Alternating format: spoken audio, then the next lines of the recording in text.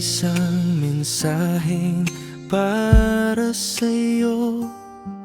Paulit-ulit kong binabasa at binubuo. Mga mensaheng hindi ko maipadala dahil baka lalo lang akong masaktan pa. Kamusta ka na? Gusto kong itanong, naalala mo pa ba ang ating kahapon? Pero bawat letra'y binubura ko rin dahil alam kong wala na tayo sa dating atin. Kung kaya ko lang sabihin, kung tapang ko'y sapat sa damdamin, baka sakaling malaman mo na hanggang ngayon ikaw pa rin ito. Ito ang unsent message ko sa'yo, mga salitang hindi umabot sa puso mo. Miss na kita, mahal pa rin kita, pero sa screen lang sila nananatili. Hindi ko kayang pindutin ang send dahil baka tuluyan na akong mawala sa'yo. At heto na lang lihim kong pagtatapat,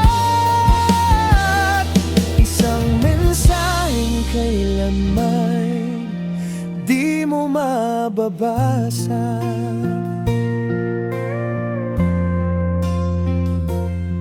Minsan naiisip kong baka naghihintay ka, baka gusto mo ring bumalik sa dati nating simula. Pero baka ilusyon lang ng pusong umaasa, dahil lang tayo ngayon ay alaala na lamang pala.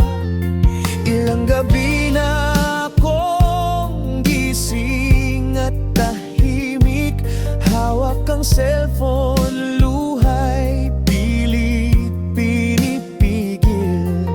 Isusulat ko sana ang lahat ng nararamdaman, pero paano kung lang ang aking makamtan?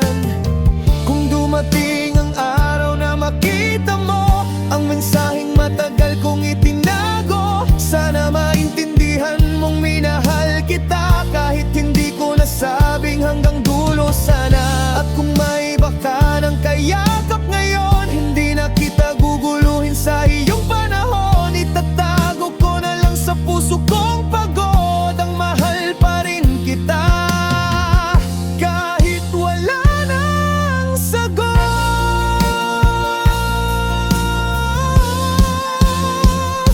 Ito ang unsent message ko sa'yo, huling lihim ng pusong nahiwan sa'yo.